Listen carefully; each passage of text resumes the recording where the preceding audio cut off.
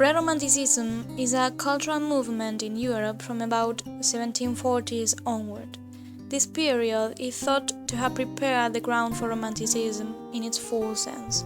Robert Burns was a pre-Romantic writer, and he used the time of the Industrial Revolution when a lot of big things were taking place to write his poems. In the following slide, you are going to see a brief introduction to the Romantic period, in order for you to understand why Robert Burns and other pre-Romantic poets wrote as they did. The Enlightenment movement was in the 1700s. A group of men who sought a better way of doing things and sought to undermine the ancien régime, the old way of doing things, the old regime, in order to supplant it with a new form of government and a new way of thinking about themselves. The Enlightenment essentially stressed reason as the dominant force for controlling human life. We govern ourselves primarily by reason. They suggested also that man was primarily a machine within a machine. This world was a machine, and we are machines within that machine. Once we use reason to understand how that machine works, we can create good societies, we can create good education, we can train people to be happier, to be able to make their world more comfortable, and to design governments that work very, very well. A lot of great things come out of this. Most of the technology that we have comes out of this. Most of the governments that we now enjoy in the Western world, democracy, republican governments, these actually emerge out of the Enlightenment movement. For instance, in our own government, we hold that all men are created equal and endowed by their Creator with certain inalienable rights. That whole sentiment is an Enlightenment sentiment. The Enlightenment also held that education was crucial to basically making good citizens. And so everybody had to be educated upon certain principles that would allow them to become good citizens. Unfortunately, with the Enlightenment, however, you also have a dark side. And the dark side is that it leads to machine-like living and a loss of the vision of the greatness of life and human beings who become part of those machines that they created. And thus the Industrial Revolution and the violence of the end of the French Revolution, for instance, in the late 1780s, those sorts of things were very negative. The violence, the being part of a machine, and it was to that the Romantics began to speak. The men and the artists of the Romantic movement at first hailed things like the French Revolution and the American Revolution as great, as a liberation from the shackles that held us down. But as it became clear that the French Revolution was leading to further and further levels of violence, and as it became clear that the dark satanic mills that had been created from the minds of people thinking machine, became clear that humans were being reduced to a very subservient level. The Romantics said, this can't be how we live.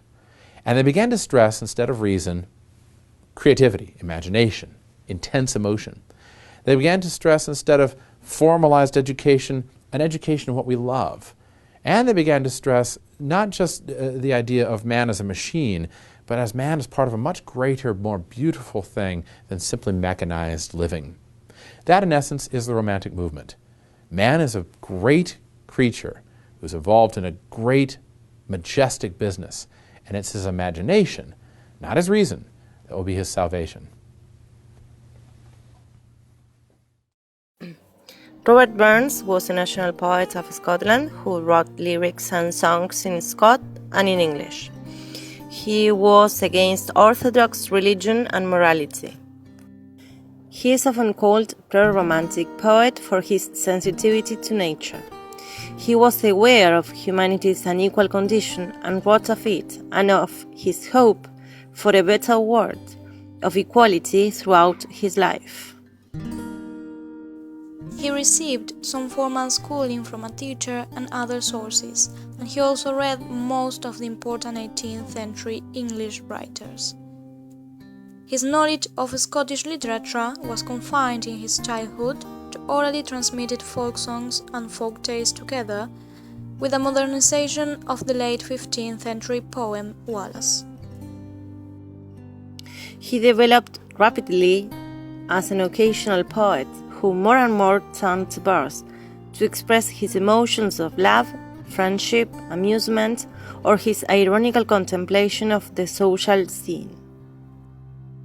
Whether his subject was a man or a mouse, Robert Burns, Scotland's national bard, had a rare talent for putting himself into others' shoes and expressing life's universal emotions. His words have been cherished and passionately recited for the past 2 centuries.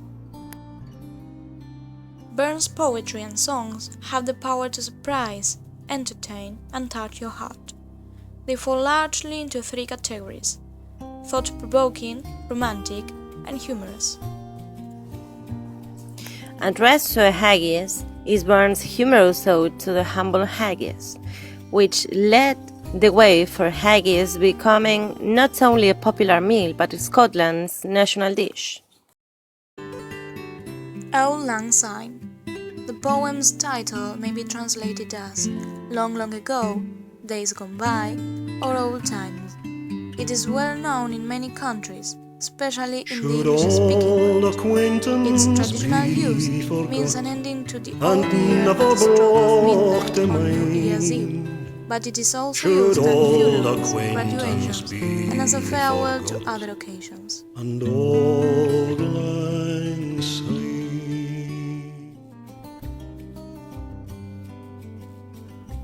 The Scotland's national bard lived in Mashline, where it was his most creative and productive period as a writer.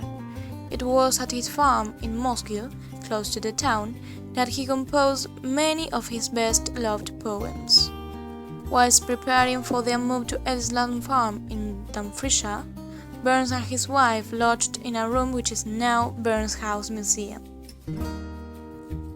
A Burns Supper is a celebration of the life and poetry of the poet Robert Burns, which are held on or near the poet's birthday, the 25th of January. And finally, we hope that you enjoyed this video if you want to discover this story from another point of view. More than 250 years ago, Robert Burns, or Rabbie, was born in Alloway in the west of Scotland. Although his father was a poor farmer, Rabbie had a good education. He worked on his father's farm and when he was 15, began to write songs to impress girls. Oh, my love is like a red, red rose that's newly sprung in June. When Rabbie was 25, his father died. Rabbie took over the farm with his brother. He kept on writing songs for girls and poems inspired by his farming life. Wee sleekit, cowrin, timorous beastie. Oh, what a panic's in thy breastie. Rabbie wasn't a successful farmer. He was about to move abroad when his first book of poems was published. It was a massive hit with well-off readers in Edinburgh. After spending time in the city, Rabbie returned to the West and married. The money he earned from his book ran out, and friends helped him to get a job as a customs officer. This allowed him to continue writing. Many of his new poems were influenced by the ideas of the French Revolution, and he wrote about how the rich and poor should be equal. The rank is but the guinea's stamp. The man's the gowd for all that. Rabbie died at the early age of 37. Large crowds attended his funeral in Dumfries. His poetry became famous all over the world. On his birthday every year, people gather to celebrate and hear some of his best-known words, such as Address to a Haggis. Fair fa your honest sonsy face, great chieftain o' the puddin' race. And when midnight strikes on the 31st of December, people all over the world sing his famous Auld Lang Syne.